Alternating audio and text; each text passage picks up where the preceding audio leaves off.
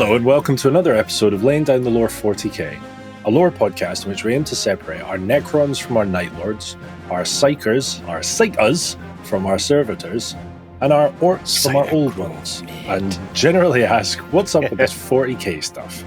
My name is Ben Crone Barber, and while I used to know pretty much fuck all about 40k, I now know very little. With me is my co-host Christopher Cral and Aneurysm. Why, aye, Pet. That was awful. Who, despite years of valiant effort, still knows next to nothing.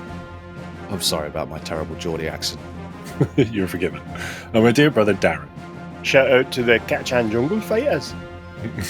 Who knows so much about Warhammer, he might actually be an STC. This dichotomy between our levels of understanding is why we're all here, as this series is an attempt to address that ignorance. Woo.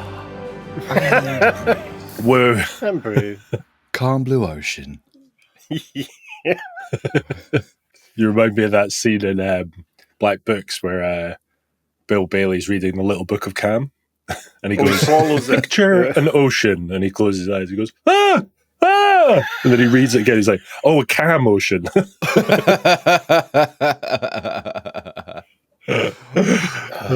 Brilliant. Yeah, call me Bill Bailey. Is that a sex thing? Yeah. Call me Donnie. Yeah. Oh, yeah, you won't believe it, lads, but I gave her the old Bill Bailey last night. Yeah. You shaved your head and got overweight? I'm not sure what that move is. Like. I did her over a piano. I don't know.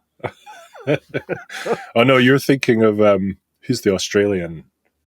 Tim Minchin. Tim Minchin. Yeah, Tim Minchin. Yeah. Yeah, no, that's a different thing entirely. That's where you're having sex and you sing about how amazing you are all the time at her. Yeah. And listeners, if you would like to send us, post in the comments about your other sex moves named after famous people, we'd love to hear them. We'll read them out on the show. Yeah. Yeah. Yeah. Right, Crowley. Well, we're just skipping the fucking support thing now. That we don't do that anymore. Crow, you know what time it is. Citizen of the Imperium, it's time for frontal lobotomy or bottle in front of me. I mean, yay! Right, Crowley, episode 47. Episode 46 was Space Marine Company progression, or promotion, I guess would be another.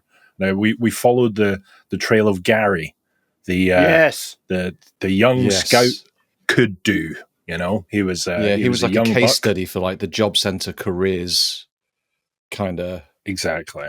Yeah. job drive, wasn't he? Yeah. Be more Gary. Yeah. Gary joined the Imperium when he was 8 years old. Yeah, against his will, yeah. After murdering his entire village. Yeah. If given a choice, he would have joined anyway, but we didn't give Gary a choice. Right, question 1. Who leads the scout squad? The scout leader captain. No. Squad, not company. Squad, yeah. What's Sergeant Scout? There we go. Yep. Sergeant, Scout Yeah, Sergeant. staff Scout sergeant. sergeant. Yeah. And what Staff is the sergeant. staff sergeant? It's not a staff sergeant, it's a scout sergeant. Yeah. Oh, is it scout sergeant? Sorry, Yeah. I misheard that. Staff sergeant, right. Scout sergeant. Is he normally a veteran? Oh, he's Yes. a full Marine for sure, yeah. Is he a veteran? Not always, but sometimes. Right, Okay. okay, cool. All right, well done, He's Carl. sometimes, but not always a veteran. Yeah. Exactly. Depends how much they pay him. Okay. Yeah. Question 2. Which of the 10 squads are the tactical squads? Which of the 10 squads are the tactical squads? 7, 8, and 9, or 8 and 9? Are they? They're immediately after the scout ones, aren't they? And that's when they start specializing melee Not quite. and other disciplines. There's a couple of so it's scouts 10, and then devastators are 9, and then Beavers. I forget what 8 are. Beavers, exactly. Assaults. Cubs, Yeah. assaults, Yeah. and Rainbow. then tactical are 6 and 7. I what I see. remember. The question was phrased a bit oddly. It's like, which of the companies are tactical companies? Oh. Because you asked which squads are tactical squads, and I was going to go, tactical squads. Sorry, so are we saying the 10th company are scouts? It's not the 10th squad. No. I've been going in I think I've been going in miniature because all of the photos that we were looking at, all the images were at max 10 figures, weren't they? Inquisitor Randall, can Ben also be penalised for asking the wrong questions or not phrasing the questions right? I think Ben also needs to be graded. I don't mind being graded. I don't mind the risk of losing my frontal lobe, but Ben also has to be under the same pressure. Well, we will put that to Inquisitor Randall and see how he feels about it. Yeah. I'm sure he'd be well up for it. Okay, so what I meant to say was tactical squad companies. And is that right? Tactical companies 6 and 7 are the tactical companies. Is that right? Are the tactical reserve companies? Yes. And in that would be 10 squads of tactical. Squads. Yep. Yeah. Okay. Right. Well, look, Cral, we got there together. It's a team effort. I want you to know how frustrating this is, given that the record wasn't that long ago. I've been jamming a dental tool into my thigh. It was yesterday, though. It was definitely not that long ago. Yesterday. It was yesterday.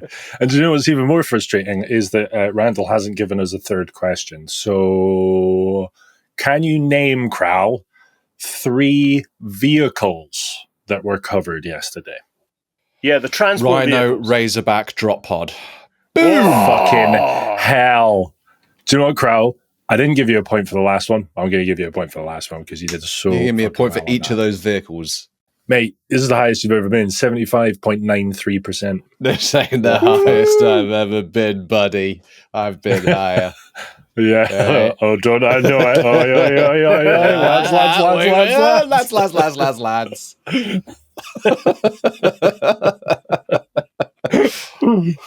Well, I feel I suitably mangled that, and I'm proud of it. I'm going to stand by it. So I agree. Yep. Dart, over you. Right, we're going to take a very similar path through a Space Marine chapter that we did yesterday. So very much, you're going to be looking at your phones and or whatever device you listen to the podcast in, going, hang on, didn't we just cover this? Short answer, yes. Long answer, no, with a but. So we're going to talk about the progression through a Primaris Space Marine chapter today. We can't really touch on that without giving some background with the Primaris Marines. Now, we have alluded to and outright said in past episodes that the Primaris Marines were a development led by Belisarius Cawl of the Adeptus Mechanicus under instruction from Rabuti Guilliman. Rabuti. Just Rabuti is fine. I can't hear his name without thinking of table football. Sabutio Guilliman. Guilliman. He's ghoulier. It is a bit of a mishmash of different names and terms. Like I also think of Guillermo del Toro, the horror film director as well. It's got a bit of Rabuti, Sabuti. Yeah. Okay, carry on. So the Primarch of the Ultramarines, Rabuti del Toro, he who instructed Belisarius Cawl in the creation of a new breed of Space Marine, a new version of Space Marine that would be larger, stronger, and faster, and thus would be, on an individual basis, superior to a Space Marine from the Traitors Legion, or from the Traitors Legions, and thus, of course, stronger than Firstborn Space Marines is probably the best way to say that. Mr. Ben. This may be premature, but why? Because the Imperium was in tatters, and he was concerned about the larger ongoing threat of the Chaos Legions. Gotcha. The Chaos Legions retreated from Terra. They weren't defeated. They had their leader killed, but they were so fractured that they retreated. So they weren't technically the Imperium didn't win. It was a draw, and so the threat from the Chaos Legions was still very much in play. And that was one of the reasons for the scouring, where they, in the aftermath of the Horus Heresy, effectively just went scorched earth and got rid of as many traitorous worlds and their forces as possible, and pursued the traitor legions and forced them into the kind of Eye of Terror or the Maelstrom, or, the kind of places where the raw stuff of chaos bleeds into the real world. And so he wanted to ramp up production of this new breed of Space Marine to combat the ongoing threat of the Chaos Legions. He was poisoned before he got to see the... You got Dally Belly. From the... Sorry, he was poisoned in combat with the Primarch Fulgrim, and then Roboute was placed in stasis in Macragge, and was in a stasis chamber and became effectively just a statue, a timeless statue, until events. In what pose? In what pose? I'm going to guess the Olympian pose. Yeah, the Thinking Man. Yeah. The Thinking Man, but someone had put a red nose on him. Yeah. Yeah. Yeah. No, flossing. He's just out the shower flossing with the towel. That's the pose that he was in. Mid-wipe after a massive dump.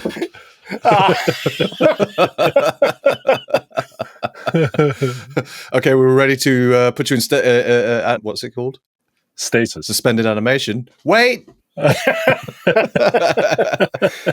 Oh, he's a leaner. He's a leaner sideways, not a leaner forward. Oh, he wipes back to front. It reminds me of that, was it the comedy show in Scotland called Big Train?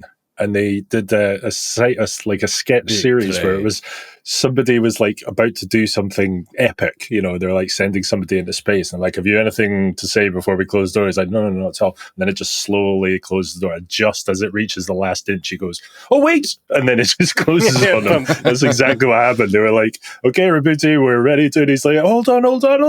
And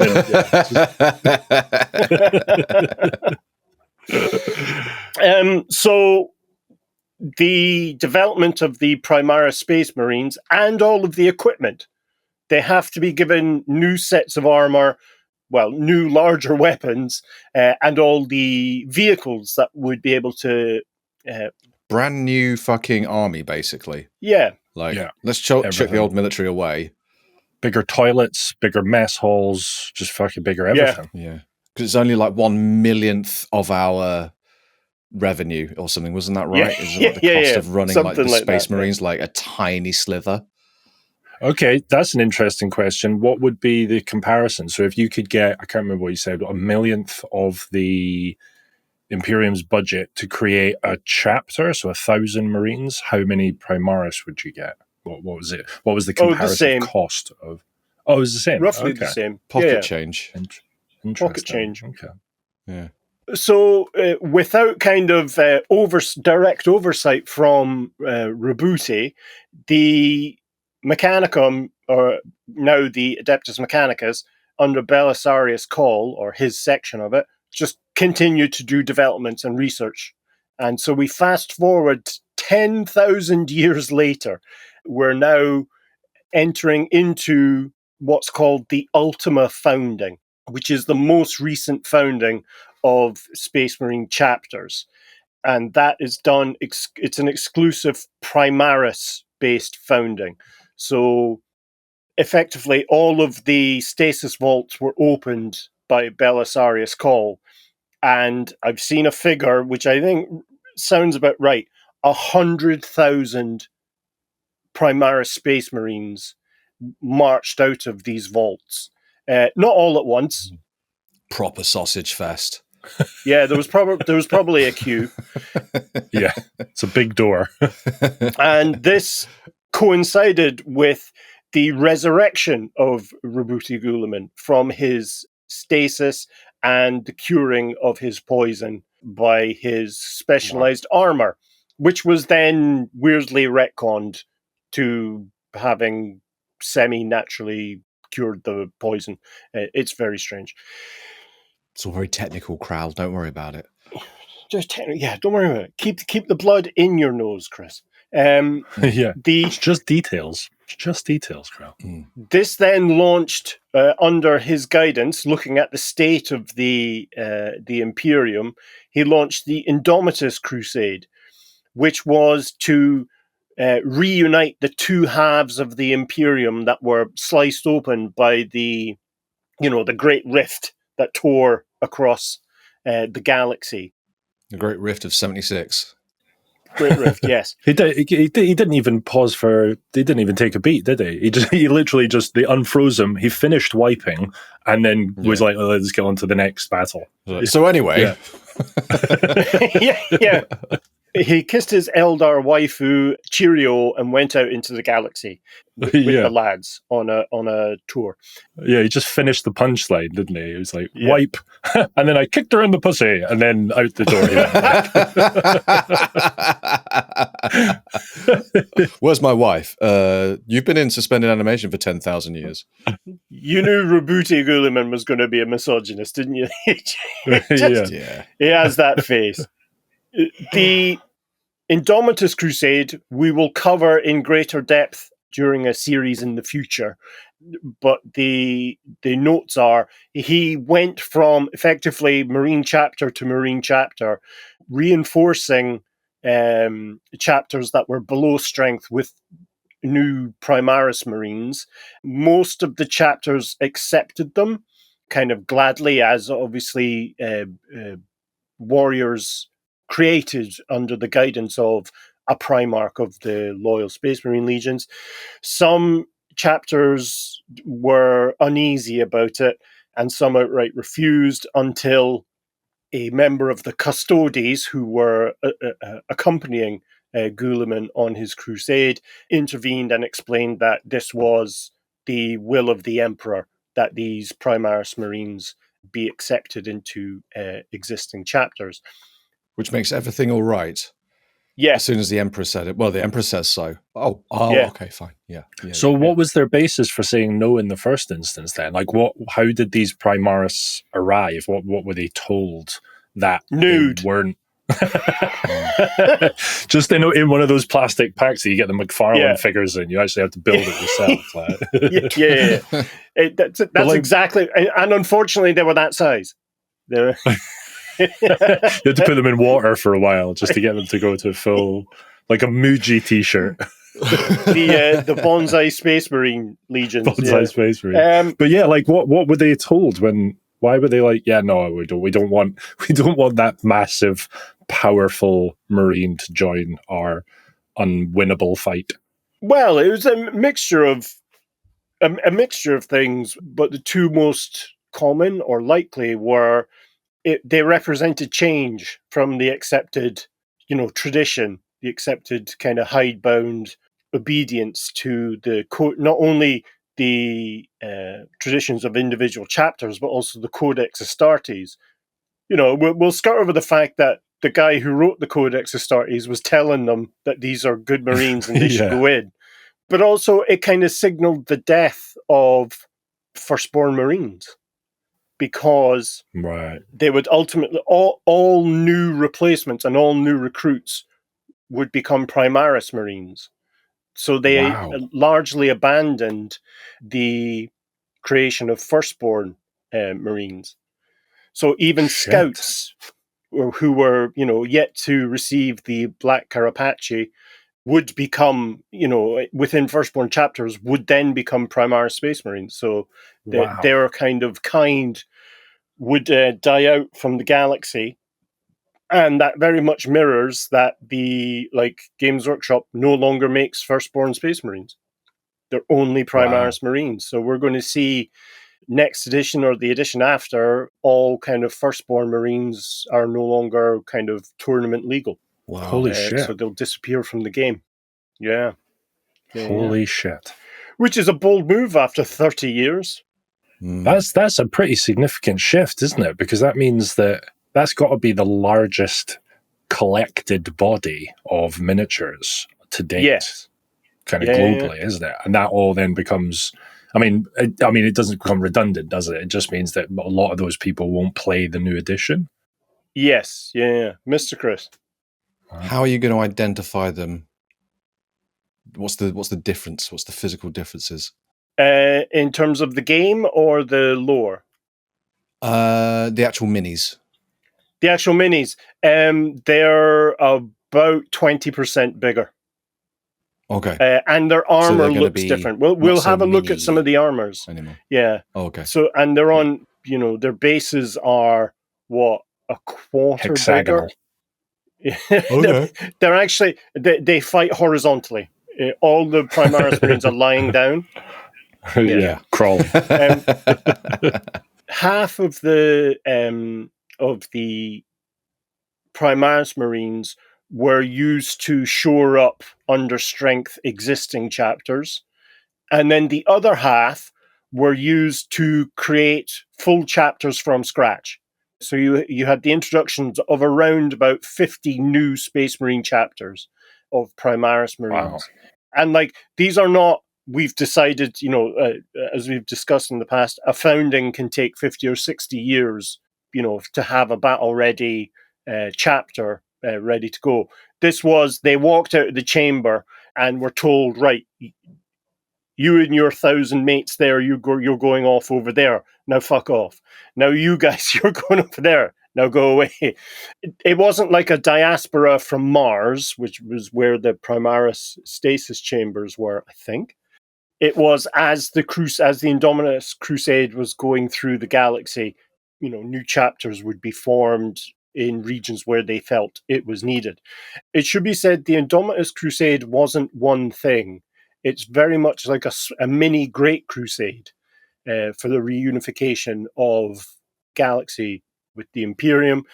There are 10 fleets within the Crusade, and each one is one of the largest assembled fleets in millennia for the Imperium. So there is this kind of reconnection of the human race within the Imperium in both sides of the Great Rift. We mentioned there the Codex Astartes. Rabuti did change the Codex Astartes. And footnotes. Footnotes. An abridged version. Yeah, it's... I've cut it down by about 30%. Yeah, the audible version. Yeah. Now voiced by Stephen Fry. Yeah. There's no chainsaws, there's just punching. Yeah. The two kind of biggest changes are an allowance for a 20 squad company rather than a 10 squad company. This on its face would double the size of a Space Marine chapter instantly, or rather when they got the Marines to accommodate it. It's actually a semantic difference because it allows you to field each squad of 10 as 2 squads of 5. There is some play in that. So it's still 100 Marines, but it's 20 squads of 5 rather than 10 squads of 1. But that's really for... 10 squads of 1. Yeah, or 10 10 squads of 10. 10 squads of 10. Yeah. Or 20 squads Sorry, of 5. but he increased the squad size to 20. No, yes. But it's a semantic change. So it's... Right. Instead of 10 squads of 10, it can be 20 squads of 5. So you just split a squad in half and call it, squad 1 now becomes squad 1 and 2. But that is on a mission by mission basis. To white to black kind of thing. Yeah. So it's different but same. Yeah. Okay. Yeah. So, but it's a contextual change that's really allowed only with regards to the mission that the Marines are in. It's so you can actually increase a company, but it's, Marines are then redistributed afterwards. It's a badge change rather than an actual change. Was that driven by the game or was that driven by the lore? Mostly, I think, by the game, because from the 2nd edition onwards, you were able to split a squad of 10 Space Marines into 2 combat squads. One based around the heavy weapon, which would be the supporting fire element, and one based around the sergeant and the special weapon, which would be the assault thing. So that would be the idea of it. One significant change was to the 10th Company. The 10th Company now was also the Scout Company, but it's now something called the Vanguard Company. So a fully kitted out 10th Company is around about 200 Marines, or a mix of Marines and Scouts. So they've added actual battle brothers to the 10th Company in addition to the Scouts. The terminology of the squad types has also changed. So tactical squads no longer exist in Primaris, and indeed in the kind of straggling firstborn chapters. The tactical is now referred to as the battle line, or battle line squads. So those are the ones that are on the front lines, effectively. Assault, again, no longer exists. They're now referred to as close support. So these are the ones that support the battle lines closely. Clues in the name. Clues in the name. Yeah. And then the Devastators, which were the heavy weapons. Devastators. They're now referred to as fire support, which I believe is something they make s'mores or something. It's a campfire joke. Please yourselves. So fire supports are anything that can affect the enemy. Support with fire. Destroy the enemy from range. Yeah. And would they have a kind of artillery position, kind of several that kind of notion back from? Right, okay.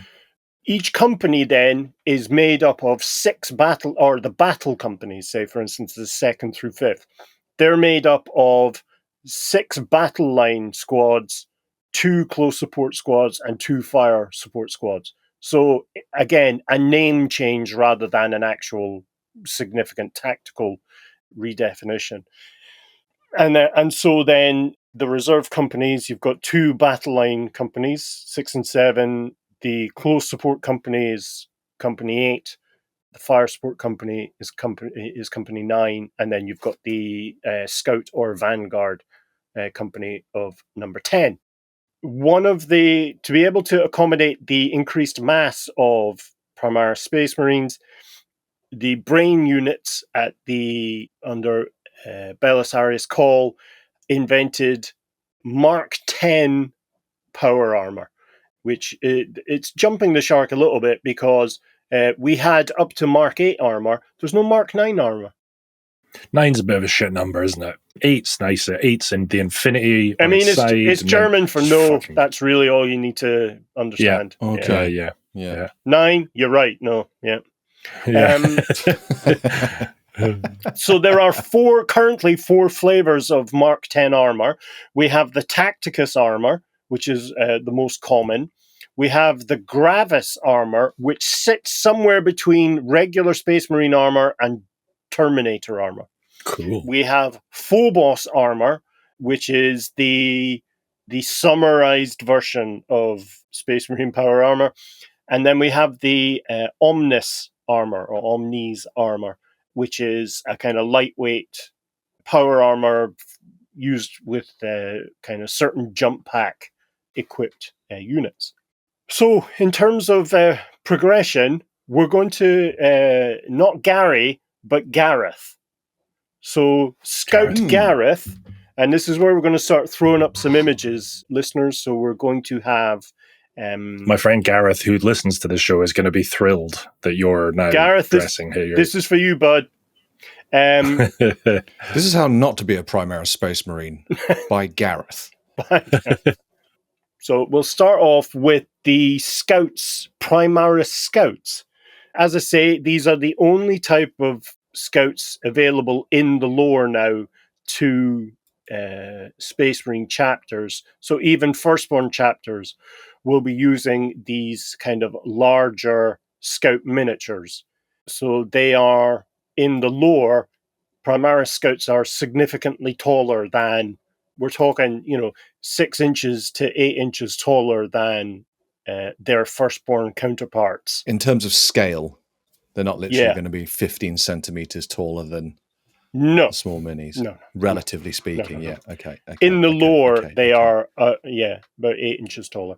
But armored and equipped in the same way as their firstborn counterparts. So they have the reduced kind of defensive capacity of scout armor. They don't have the black carapace yet, and can be equipped with the bolt pistol and combat blade, the shotgun, the bolter, and a variety of heavy weapons. I think in the image there you've got a heavy bolter and a missile launcher. So very much similar to the firstborns that we discussed in the previous episode. Good to see a little bit more racial diversity in that. This is the new and improved Games Workshop. And if anyone wonders what they've improved from, Google Games Workshop Pygmies. You're not welcome. Again, very little difference in terms of the lore for the training for a scout and the kind of the threshold they have to meet then to be promoted into the 9th company. And we'll keep that path. That path is very similar for Codex compliant chapters, from Scout to Devastator, Devastator to Assault, and Assault to Tactical. It goes then from Scout to Fire Support to Close Support to Battle Line. The names are different. The themes and the reasoning and the training they receive is largely the same. Just 6 inches more. Just 6 inches more, yeah.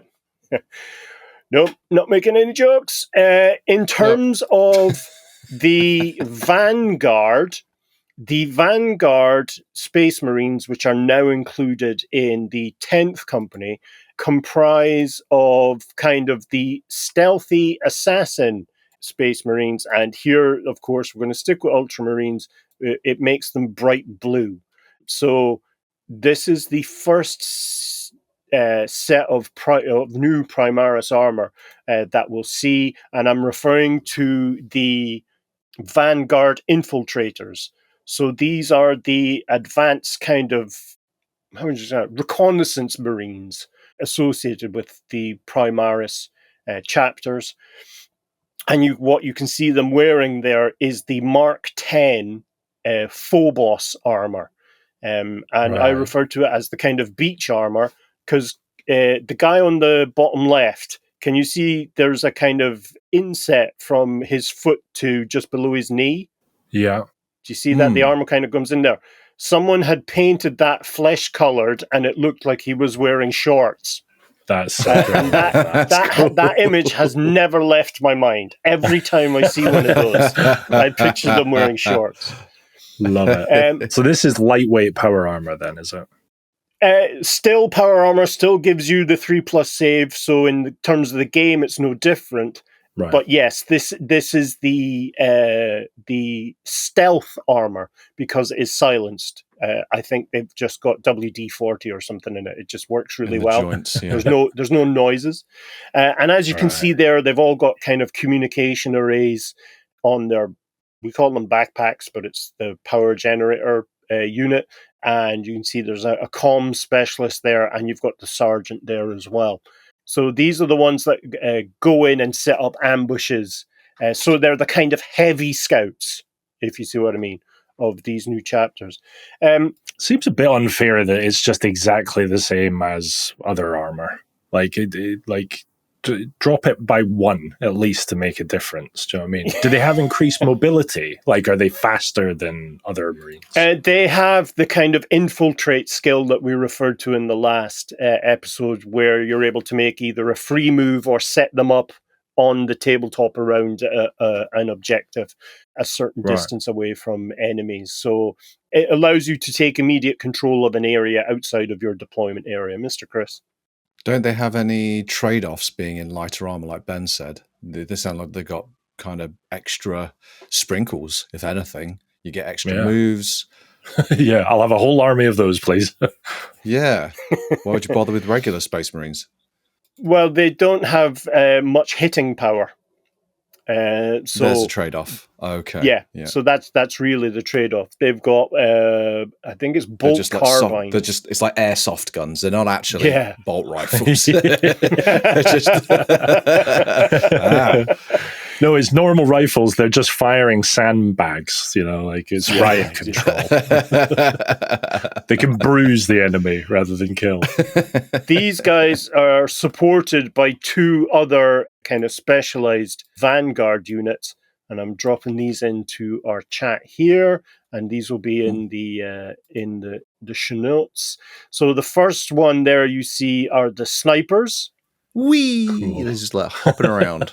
These are the Vanguard Eliminators. So that's the 3 Marines in kind of chameleoline cloaks with the bolt sniper rifles. So not the kind of laser-based sniper rifles that scouts used before. They're great for picking out specific enemy targets like commanders and heavy weapons, that kind of notion. They also, one of them can also upgrade their sniper rifle to be something called a las fusel, which is like a mini las cannon that can take out heavy armored targets and kind of mid-armored vehicles. So that allows them to have a bit of punch when the infiltrators are in. The guy with the tombstone needs a new lucky charm. It's a bit cumbersome, that thing, isn't it? Isn't it? It's a bit broken as well, isn't it? Yeah. Are these 50 cals? Like, is it that kind of caliber of rifle? It's that kind of notion, yes. It's that kind of level of support. We then have a look at the Vanguard suppressors, who are they are a jump pack equipped heavy autocannon troop. Again, it's one of those things that I think if they're shooting while they're flying, they kind of blast backwards. Yeah, exactly. That's exactly what I was just thinking. That's actually how they get around. Yeah, I'm sure they have retro thrusters. But these are the ones that can take out heavy infantry. And they do have a rule to kind of pin down enemy forces, literally to suppress them, hence they're named the suppressors. And that allows then the infiltrators to kind of move forward and the eliminators to move forward.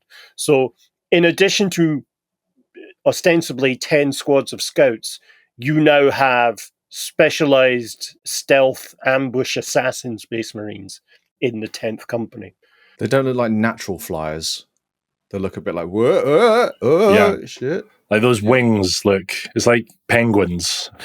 Its wings are shit. I think they're more veins, like stabilizers, but I'd question the capacity for a person to be a natural flyer. Yeah.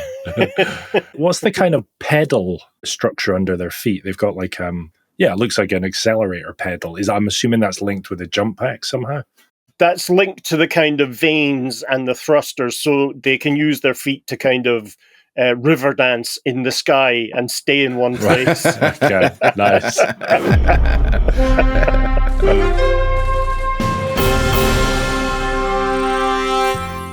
Right, here we go, chaps. It's another new thing. We're constantly trying new things. We can never settle down. We're very fresh. We're going fresh. This is a mini little feature called Have I Got Lore For You? So I'm going to read out a semi kind of official Warhammer headline, and then you guys have to try and explain the story each. You'll each get a turn. So this is a testing of your improv skills. And so our first headline is Inquisitor in hot water after Astartes meltdown. Who would like to go first? Okay, I'll go first. Go on then.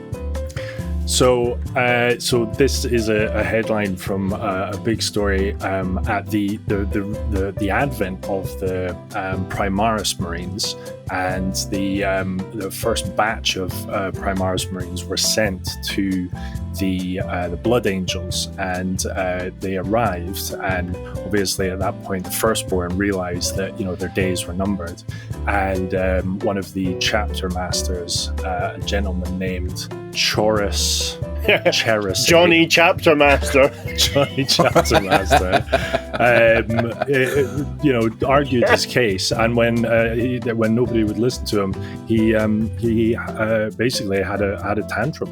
He lay down on the ground and he kicked he slammed his hands and feet into the ground, and there was a lot of crying and a lot of moaning. And this instance of heresy, this instance of weakness, was heard by the Inquisition, and Inquisitor Blow Things Up and ask questions later did exactly as his name suggests. He excommunicated the entire chapter with a virus bomb, and the High Lords of Terra had to pull him up to Terra to ask him why the fuck he did that. Done. Nicely done, Mr. Chris. Okay, I think this is the headline of the story of the Badab War, when the Inquisition finally decided to get involved with and intervene with Lufgut-Huron's treason, basically, and heresy to a degree, and because it takes them years to do anything. They're like a big oil tanker.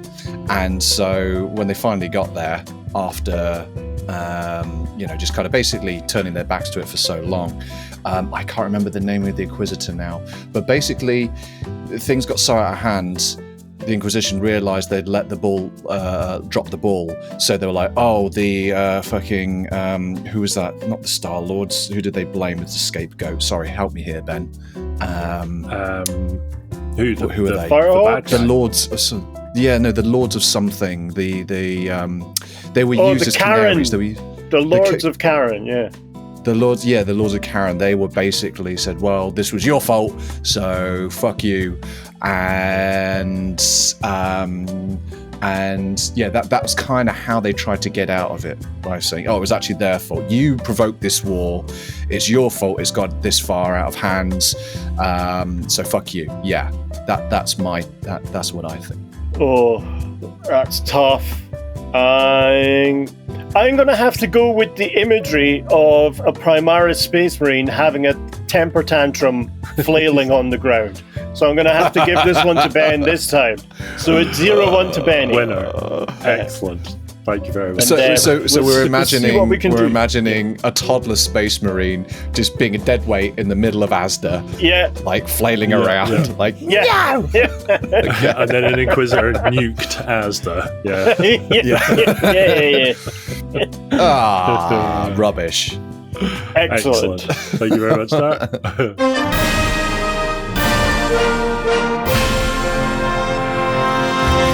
So those three jump pack lunatics will hop from building to building and from cover to cover to be able to help pin down enemy forces. So those three Vanguard squad types are ambushers. They're the kind of hit and run elements of a Space Marine chapter. So they, much like the scouts, would go out in advance of the main force to try and confuse and disturb enemy command. Yikes.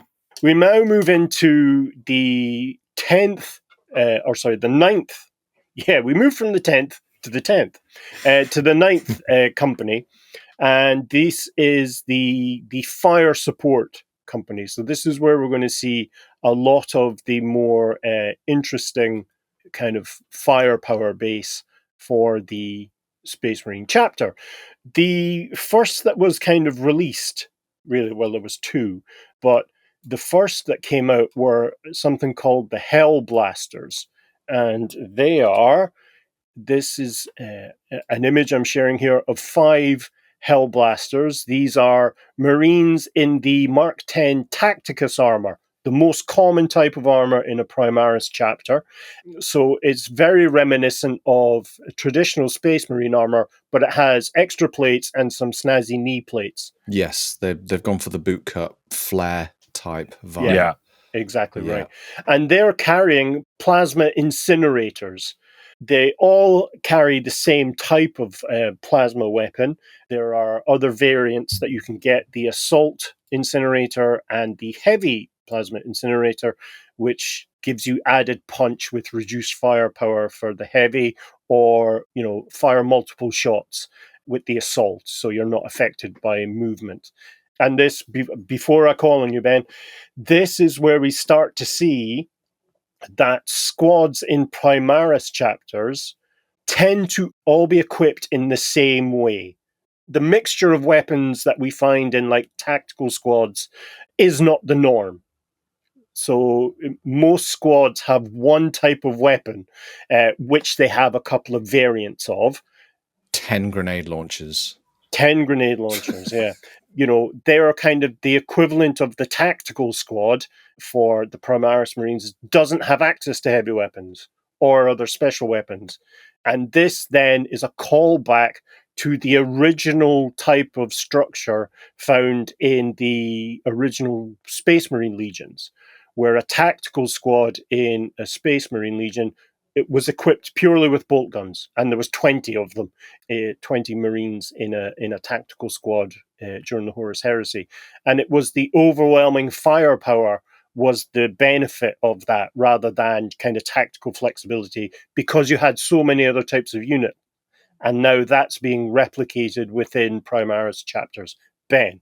The jump pack dudes, what are they called again? The suppressors? Suppressors. Yeah. Are they wearing the Tacticus armor? No. Because their boots look awfully flat. Yeah, it's a good point. They're wearing the Omnis or the Omnis variant of Mark 10. Right. So we've now seen 3 of the 4 marks of armor within the past couple of images. Cool. So the Hellblasters provide heavy fire support in the form of bolts of superheated plasma whistling towards their enemies. The other type of fire support unit that was available when the Primaris Marines first kind of entered into the lore are referred to as the aggressors. And so these are Marines wearing the Gravis, Mark 10 Gravis armor, which sits between the Tacticus armor and Terminator armor. Chonky boys. The Hellblasters are fielded in units of 5 or 10. The the aggressors are fielded in units of 3 or 6. And so we see in the foreground of like dim sum at a Chinese restaurant. You always get 3 or multiples of always 3 dumplings. Yeah. Always confusing when you're eating with one other person. Your little wontans. The wonton squad. That's what we're going to call them. So the aggressors, very kind of offensive based, unusually for a Space Marine chapter. Joke.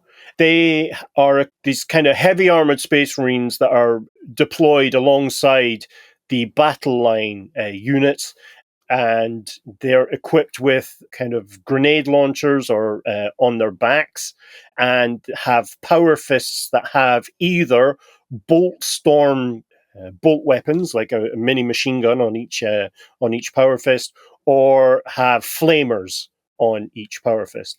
And so they're used to clear out infantry within the battlefield, but really kind of specialize in clearing out enclosed spaces, if you see what I mean. They don't look like they're going to fit in enclosed spaces. They're big enclosed spaces. You know what I mean? Big and yeah. I mean, they're not walking sideways down corridors. They'd need to. I'd recommend it. And also their groin attachments as well. They look inconvenient too. I mean, they look badass, don't they? Really? Yeah, they do. They do look badass. But you're right. Groin attachments usually very inconvenient. Yeah. I've got to ask. There's large magazine chains coming from the guns, which I'm very happy to see. I'm very very happy to see. They have huge ammo hoppers on their back. Fantastic. It's all I ever wanted. Another variant of Marine clad in Gravis armor is known as what are they called? The Eradicators. And these are Gravis armored Space Marines, but they're equipped with large, heavy melter rifles. So the guy in the front and the guy on the left there is carrying a souped-up multi-melter, which will dissolve armor, flesh, stone, whatever you want to point it at. It'll destroy it. And they're also supported by a Marine carrying a multi-melta, which is the big melta heavy weapon for taking out heavy armor and emplacements. Again, with Gravis armor, the squads tend to be deployed in units of 3 or 6, led by a sergeant. And so you'll see there, again, they don't have super kind of long range, but they're able to take out enemy vehicles and heavy armor with a lot of ease. And because they're wearing the Gravis armor, it gives them defensive benefits against small arm fires. So they can get quite up and close in the battlefield. Like melter through a rhino. Yeah. I think you said multi-melter twice. Is it 2 melters and then the guy in the back with the kind of double barrel is a multi-melter? The guy with the double barreled is a multi-melter. The other 2 are carrying heavy melter rifles. Heavy melter rifles, right? Okay. So effectively, multi-melters with a longer range. Yeah. Right. Okay. Cool. And again, I'm seeing cables. I'm assuming fuel lines connected to fuel packs on the back. Fuel lines, backpacks. I think the guy on the left there, you can see that kind of black pod coming out there. That's fantastic. A power pack, and the guy with the guy with the multi-melta, you can see he has a larger backpack because there's a huge power generator on the top. So again, you're seeing lots of magazines here. It's fantastic. Suitably sized magazines. I think that was the primary reason for the Primaris. Oh, shut Obviously, up. my petitions worked. Yeah. The squad leader at the front, he's embarrassingly got his gun tattoo name wrong. He's put Furry instead of Fury. Oh, yeah. God damn it. That comes up a couple of times. Yeah, no regrets. Now, we talked previously about how in tactical squads, they have special weapons, including a flamer, a flamethrower. What's better than one flamethrower? Well, as it turns out, 10 flamethrowers. A cannon. So you have a cannon. Excellent. So you have here, again, it's a heavy support squad wearing Tacticus armor. So that's, again, the most common type of Primaris armor. And they're all equipped with power blasters, which are souped up flamers. And so these can absolutely devastate light infantry units and can pin units in place because the weapons in the game fire. Yeah, they automatically hit, and you just roll a d6 to see how bad the hit is. So they really are a fire and forget troop type. Thank you. I'll be God damn, son of a bitch with the puns.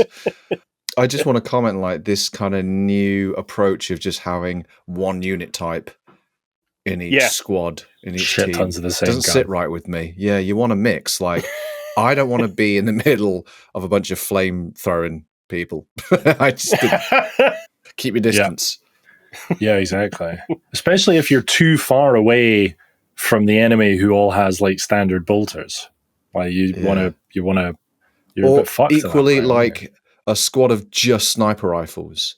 Like it's a very specific scenario where you want. I just need sniper rifles. I don't need any close combat. I don't need any heavy fire support. I don't need any defense against heavy weaponry. Just give me a shitload of snipers. Okay, that's our problem though, Cral, is that we're looking at this from the just get in there and hack and slash approach. This is why we're not fighting battles across the galaxy. This is exactly why. This requires tactics and strategy and forethought, the ability and fire and magazines and the ability to play chess asbestos. And asbestos, and we can't do or have any of those things. I'll be interested to take your opinion on this final unit within the fire support category. These are Marines with portable missile launchers, but not as we traditionally understand them. And they're referred to as the Desolators or Desolation Squads. Desolation. It's a unique look. Again, Tacticus armor, the most common. But it's really the overall look and feel of them. I'd be interested for your opinion. Fuck yes. Magazines! Yeah. They have the head of Johnny Five on all of them. Yeah, so that's basically a missile launcher, but held as if it was a bolter. That's fucking awesome.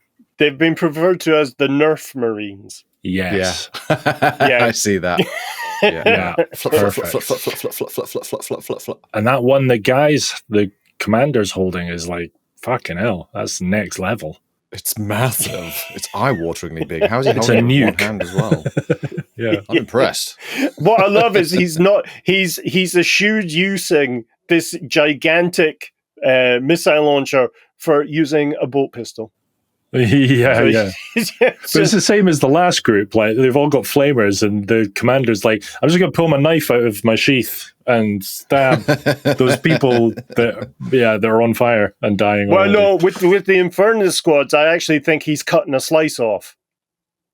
He's going to cut a slice off something that's been cooked. Yeah. Yeah, with this Desolation Sergeant, I think he's just like, fucking hell, my entire squad missed this goddamn thing, so I've got to go and shoot it with a bolt pistol. Yeah. They just destroyed the entire landscape, and the enemy's just standing there looking at them. Like, shoot them in the head. This is the Overkill squad. Yes.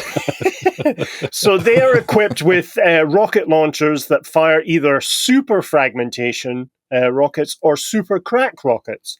Crack being to crack open armor, not rock cocaine.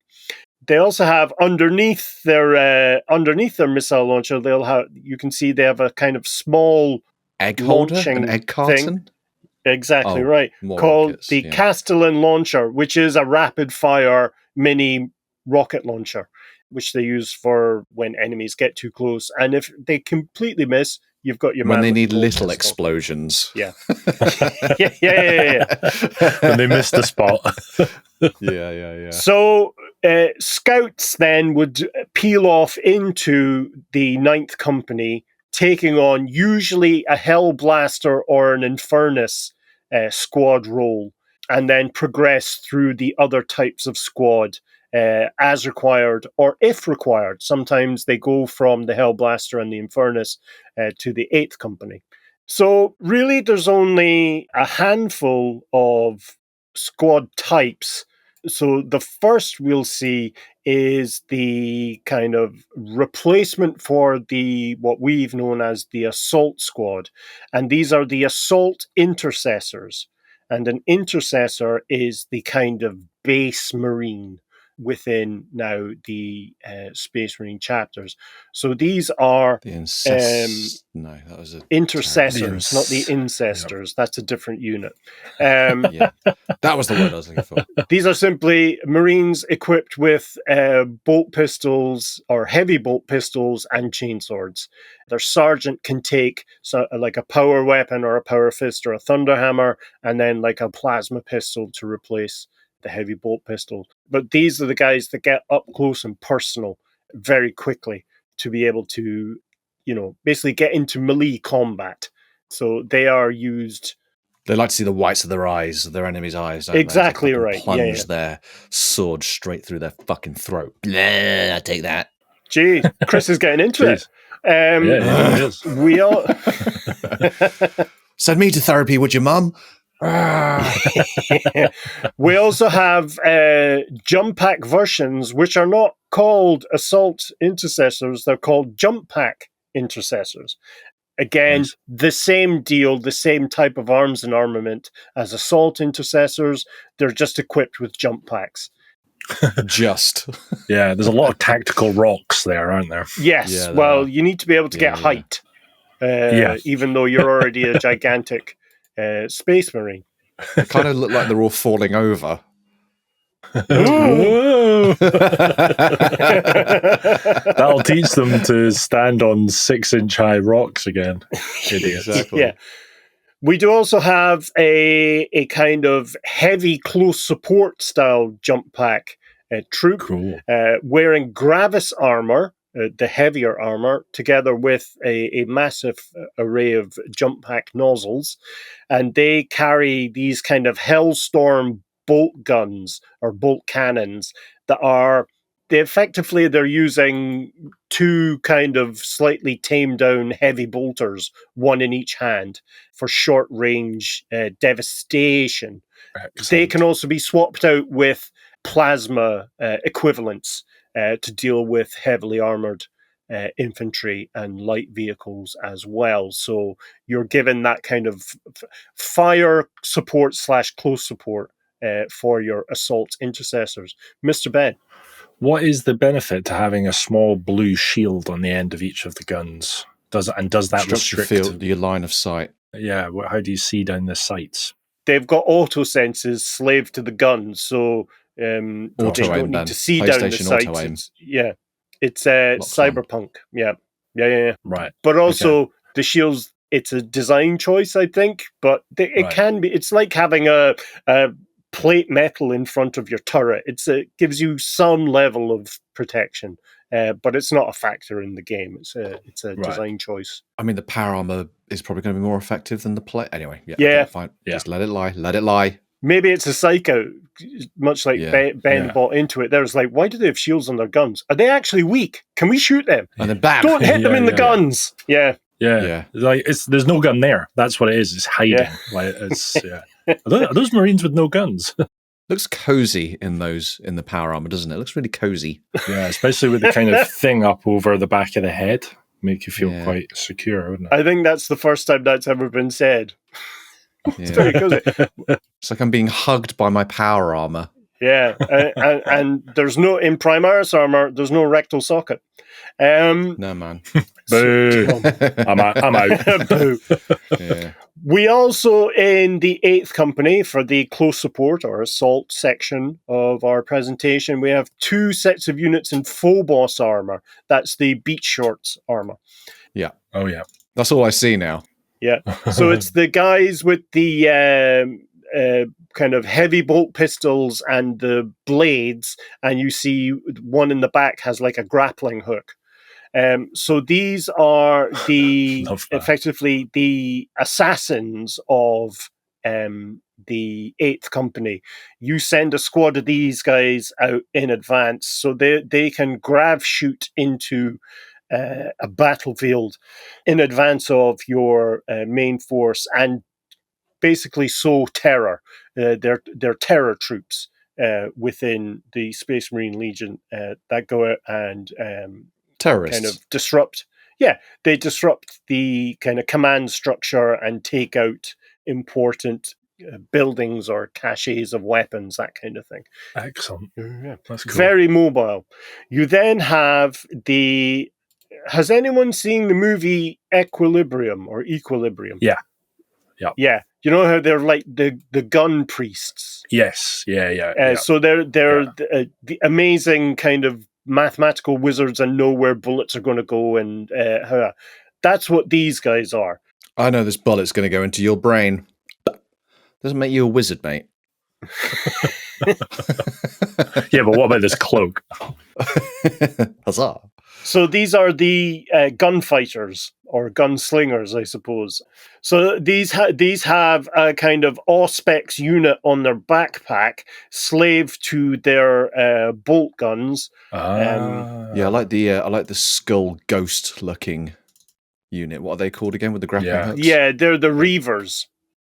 The Reavers. So the Incursors there, they are the, as I say, the gunslingers of the Space Marine chapter. They're the ones that go in and, clear out enemy bases in advance of the kind of larger troop.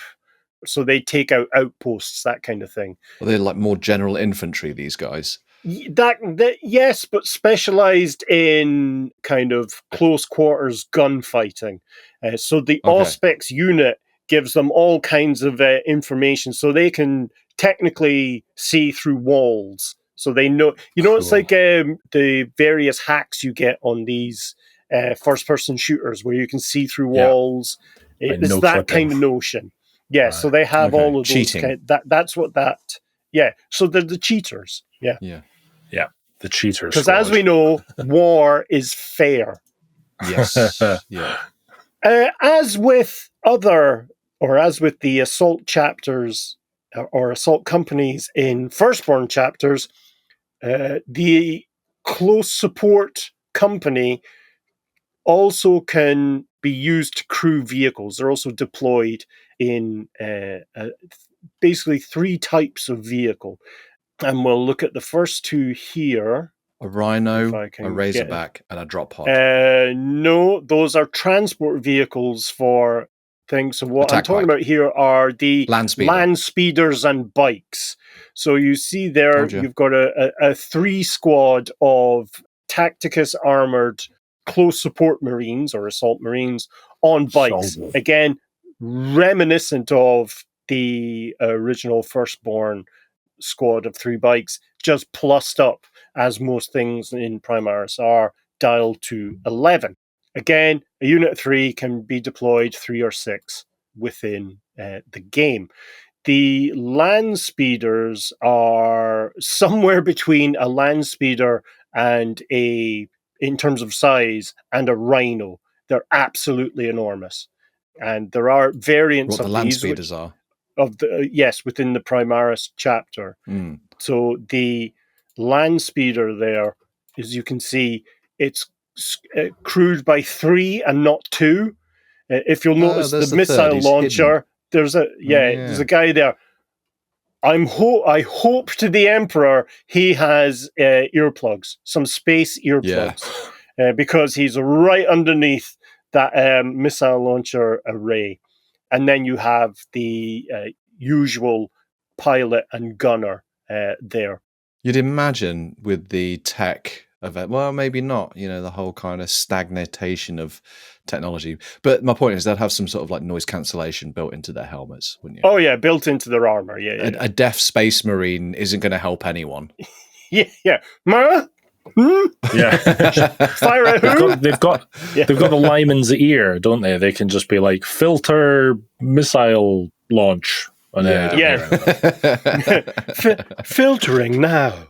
Yeah, I don't think that's how the Lyman's ear works. I don't think you ask it to do that, but it's nice. So effectively, it's a heavily armored hover car, which does tend to look a bit now more like a car without wheels than an actual land speeder. So it's a significantly larger version of a land speeder. It's cool. If you recall that there was the attack bike for the Firstborn, which was effectively a Space Marine bike with a sidecar that had a heavy bolter on it. The Primaris have another type just of... Just a sidecar. It's just a sidecar. It's just a guy running. Just sits there. They just lob it. Just using a Space Marine trebuchet. So the Primaris have something called the Invader, which the Inveigler, which has taken a bit of slagging online for looking like something out of Mario Kart. Yeah, it really does. That looks fun, doesn't it? So this is like a beach buggy with a minigun. They're going to pick up some hot chicks down the beach, don't they? Yeah. Lads. Hey, baby. So, someone online did a little diorama of, Oh, that's fucking excellent. So it's painted in the Mario Kart colors.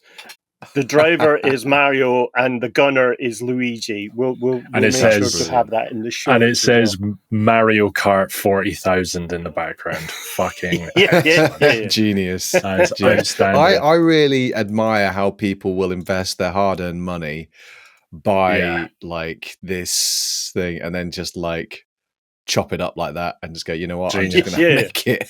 That's got to have won whatever competition it was entered into.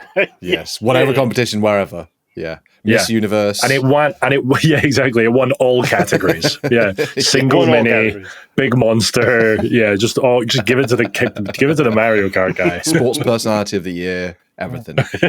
Sports personality there. So now we're going to crack on here and have a look at the Battle Line Reserve companies. So companies 6 and 7. And they're primarily made up of two types of Primaris Space Marine. So we have the Intercessors, which is the squad of 10 that we see there. Effectively, your standard Primaris Space Marine, equipped with bolt rifles, and there are a couple of versions of bolt rifles that they can take. And as you can see there, these guys are equipped with the assault bolt rifles, which has a kind of drum-fed magazine underneath a kind of very heavy version of a bolt gun. But those are effectively Primaris tactical Marines.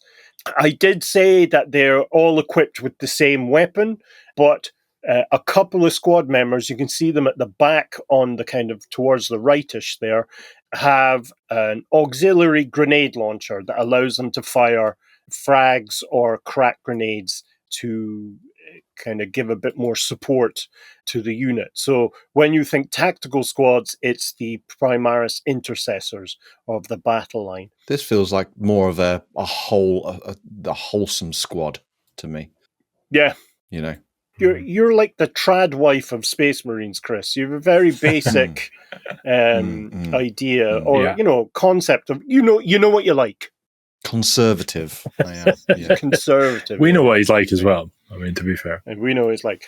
There's also a slightly heavier version of Intercessors, of tactical Primaris Marines, cleverly called the Heavy Intercessor, and so these are Intercessor Marines wearing heavy Gravis armor, and they have heavy bolt rifles. And you can see up in the back on the right there, one of them is equipped with a heavy bolter. So these are the ones that go, if there's kind of a large number of regular infantry troops they're going to face off against, these are the ones that you would use to kind of mop up large-scale mobs. But also, they're very good at holding objectives. Because of their armor and their heavy firepower, especially if they're stationary, they'll be able to brace and shoot their load, as I believe the young people say, all over the enemy's probably faces. I don't think the kids say that. So what we've just done there is that's a significant increase in the number and types of squads that are available within a Primaris chapter. So that's 90% of the Primaris chapter we've just had a look at there, the various types of squad type and unit. There are, of course, then... My head's spinning. We've still got a bit to go. Not too much longer. Each company then has their kind of company champions, company heroes, and very much like their firstborn cousins, these would be... classed as veteran Space Marines, but within the company. And in the image that we're showing, you see the captain of the company down in the kind of bottom right. You've got what's referred to as a company ancient, and that's the standard bearer.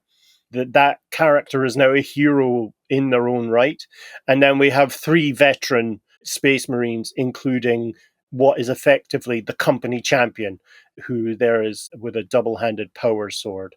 So we have a command squad, very much like the Primaris units, or very much like the Firstborn units. So Gareth has progressed through the scout to fire support, to close support, to battle line, has perhaps spent some time in Vanguard, but is now a company champion and therefore our company veteran. So therefore is part of the command structure. After all that, he holds a flag. Yeah. That's what 150 years of loyalty in the military gets you. Yeah. And now a walking target. Yeah, brilliant. Yes. And no helmet as well. Like, at least put the guy in like Terminator armor or something, you know? Yeah. I mean, hard agree. And speaking of, in terms of the first company, we do see Primaris versions of both Terminators and Sternguard veterans. If you'll recall, the Sternguard veterans are the effectively heroic tactical marines or heroic intercessors for the Primaris. Yeah. So they're the ones that have the robes and such that Chris was all over because he's a fashion whore. But also they are armed individually. So each one can take a different type of weapon. And so they are seen as like the true heroes of the company. They can also not just appear in Sternguard veteran squads, but also in Terminator squads, which effectively are exactly the same as the squads we discussed in the previous episode. They're just, again, 20% bigger because they're Primaris. So they've released a new edition of the Terminator squads, which look pretty solid. Pretty rad. Yeah. I've got to say, I may be going against the grain here, but like, I fucking love these Primaris figures. I think they all look like, it's like quite clearly the Marines matured in terms of their design. The Terminators don't look as cool to me as the first. They look like Terminators that have been on a diet. Do you know what I mean? They're like slightly too slim. No, well, they're 20% taller. They're as wide, they're just taller. Yeah, exactly. Should have at least gone 10% wider, to kind of keep that chonk. But yeah, they look like they've been on a diet. I agree with Ben. I think these new Primaris units look cool, but I was wondering, is it because of the evolution of like painting techniques? These are obviously been painted more recently, and the detail on them is fantastic. Staggering. Not to discredit the painting on the original ones, but it seems to me the painting techniques have evolved since then and now. Is the aesthetic that we're liking? Is it just the paint? It might be both, but yeah, I think it is a mix. The Primaris ones look cool. Yeah, I think it's because it's a larger canvas. They are larger than the kind of Firstborn Space Marine miniatures. The final ones are perhaps the most ornate and most well painted, and these are the Blade Guard veterans. So this is taking the idea of Space Knights to its infantry-based max. Have you seen the what was the name of the anthology thing? The Level Up, or what? I can't remember what it was called. Oh yeah, I think that is it. Yeah, Level Up. Yeah. Did you see the Warhammer one? Yeah. Yeah. So what I'm showing you here now are effectively it was the three other guys with Titus in that show. These are Blade Guard veterans. So these are amazing, realistically warrior knights. So they carry a power sword, a shield, or a relic sword, a shield, and have either heavy bolt pistols, or you can see the sergeant there in the foreground has something called a neo-volkite weapon, which is a type of energy weapon. If it hits you, you dissolve and burns through, burns through your molecules. Interesting point on that is, he said himself, the difference in bits. Remember we were saying in the last episode, like the scouts to these guys or their equivalent is just the difference is bits. They have more bits, they have more details. Actually, the difference between these guys and the scouts of the Primaris, there isn't a huge amount of difference details wise. Like the scouts are still mega bitted. Yeah, bitty. Well, yes, but that's because the scouts kit was created for Kill Team. And it can only be purchased as a kill team, so it's crammed with details. It's also the first time in like 20, 25 years that there's a new scout kit. So it's, that's the reason for that. No, I think there might be more accessories for a scout, but in terms of the arms and armor, it's very plain. Whereas with these guys, they're incredibly ornate. They're Space Marine foot knights with huge kind of ornate shields and blades. Yeah, they look amazing. That's really it for companies, for the kind of vast majority of squads within a Primaris chapter, as with their firstborn cousins. In the next episode, we're going to have a look at the command level units. Well, individuals, really. So we'll look at the chapter masters and the captains, we'll look at the apothecary we'll look at librarians, tech marines, and chaplains, with some variations in amongst them. But for Codex compliant Space Marine Primaris chapters, that's your lot for today. Boom. Wow. Love it. Yeah. Before you ask, Ben, my favorite is definitely the Mario Kart modded. Yeah, definitely the one, isn't it? 100%. I have to say that in fact, I'm going to show this now because it's so nerdy, but this is my favorite one. Oh, the Outrider, the bike, the marine bike. So I've got, for people listening, I bought the Joy Toy version of those bikes. They're just fucking amazing designs. It's a shame, actually, because I kind of feel like the buggy could have had a similar sort of vibe to the bike if they just widened the chassis. You know, if they'd made the problem with the bike is, or the kind of buggy thing, is that the wheels are wider than the actual body of the thing, so it makes it look like a buggy. But if you widened it, you would have the same sort of streamlined effect that you get on those bikes. Games Workshop design team, I'm here for consultation if you want. You know, is what I'm saying. Yeah, because that's what they need. Yeah. Yeah, I fucking know nothing to tell them what they're doing wrong. Exactly. No, I love those bikes, man. They are sick. What are you a fan of, Darren? I really like the Infernus guys, the heavy flamethrower guys. Where are they? Because they are going to play a significant role in my upcoming Black Templar army. Or in your cool. Spadgers. The Chonky Boys as well, army. the Wantan crew. They're cool. Well, I just feel that they need a bit of support because they're a bit bulky and cumbersome. Yeah. Well, this is the thing, it's you can't have an army based around just one type of squad with the Primaris. You need to have complementary squads, more so than you do with the Firstborn Space Marines. They have to be in there and ready to support each other. Why in the Firstborn they have like a good mix of different specialities in a single company, whereas in this one it's all or nothing. You know, can these Primaris companies be divvied up? So okay, we'll have a few flamey boys, a few heavy support, and a few general infantry. Is that not how it works? You've got to. No, yes, because they can be deployed in half squads because of this change to the Codex Astartes.